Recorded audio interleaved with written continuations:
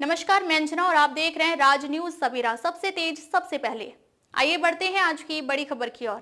चौधरी देवीलाल की 112वीं जयंती के अवसर पर लोहारू में उनके अनुयायियों ने एक भव्य कार्यक्रम का आयोजन किया।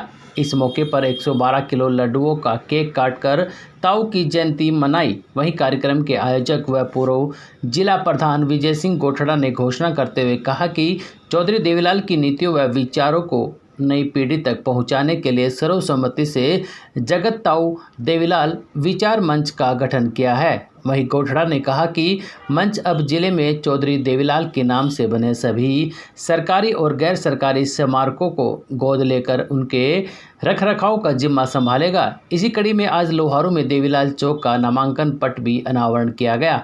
सभा को संबोधित करते हुए गोठड़ा ने जेजेपी की प्राथमिक सदस्यता से इस्तीफा देने की घोषणा करते हुए कहा कि आगे की सारी गतिविधियां इसी नवगठित मंच से चलाई जाएगी।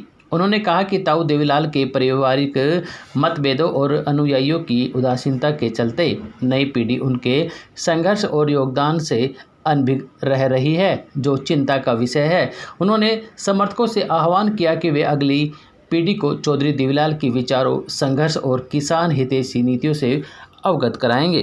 पीढ़ी को अपनी बात सुनाए जो 5-7 युवा यहाँ हैं, मेरा इनसे खास करके अनुरोध है कि ज्यादा नहीं तो आप हफ्ते में एक दिन पे सोशल मीडिया पे आपके यार दोस्तों चर्चा करिए। अगर वो तो 6-6 घंटा बताओ 6 कर लिया करो ताकि चौधरी साहब का भी नाम हो।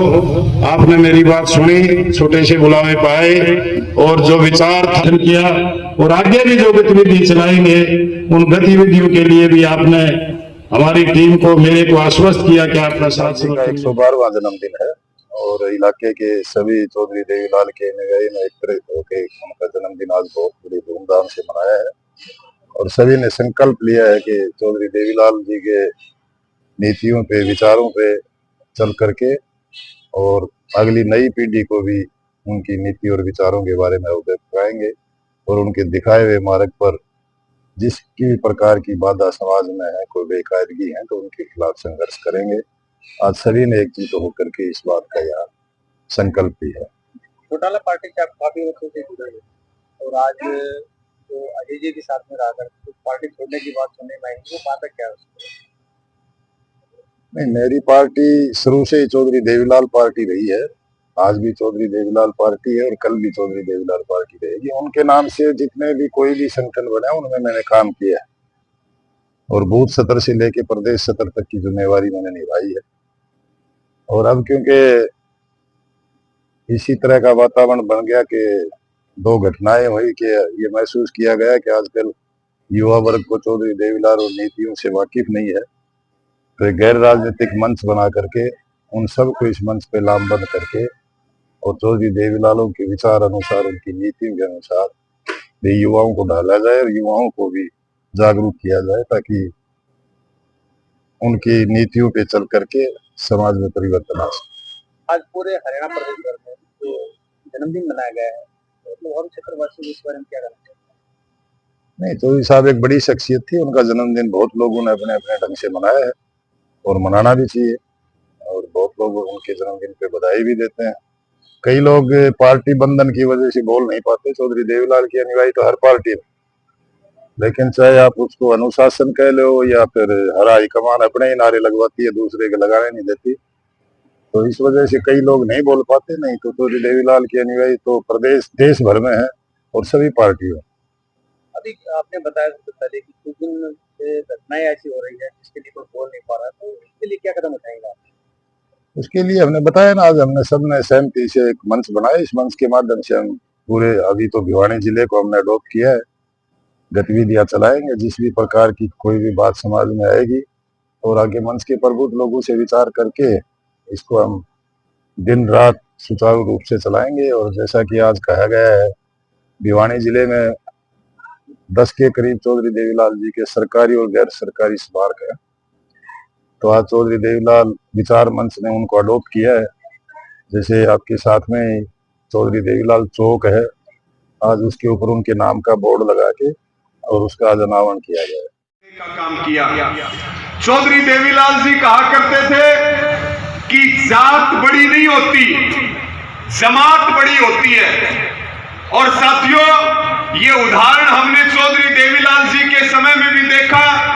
ये उदाहरण हमने अनेक आजाद भारत में जितने आंदोलन हुए और 2020-21 का जो किसान आंदोलन हुआ उसमें भी हमने देखा कि जात बड़ी नहीं है, जमात बड़ी होती है। और जब जमात एकत्रित होती है तो सत्ताओं को घुटने टेकने पड़ते हैं, उनको हारना पड़ता है। ये चौधरी देवीलाल की ताकत थी, उनकी दी हुई सीख थी। सड़क के संघर्ष से लेकर के और सत्ता में जाने तक का काम किया।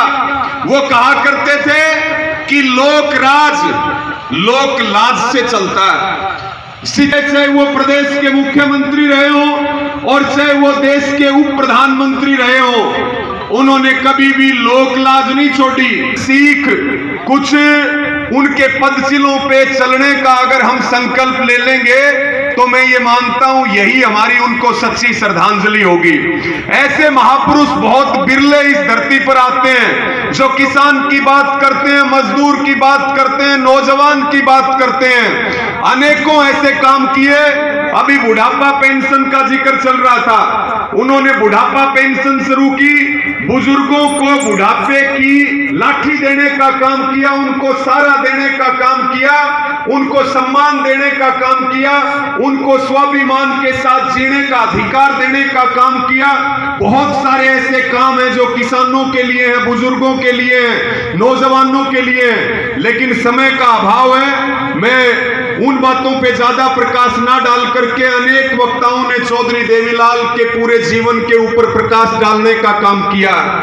साथियों, आज फिर ये जरूरत है कि हम संगठित हों, हम एकत्रित हों, हम लड़ाई लड़ना सीखें, लड़ाई लड़ने का काम करें। अभी यूरिया डीएपी की बड़ी किल्लत चल रही, सारी पार्टियों के वोटर लाइन में लग रहे हैं। उसमें कांग्रेस के भी हैं, भाजपा के भी हैं, आईएनएलडी के भी हैं, जेजेपी के भी हैं, सभी पार्टियों के वोटर लाइन में हैं। लेकिन जब कोई आपकी लड़ाई और जब कोई आपके लिए, आपका बेटा, आपका भाई, कोई भी हमारे लिए संघर्ष करता है तो फिर हम टांग खींचने का काम करते हैं।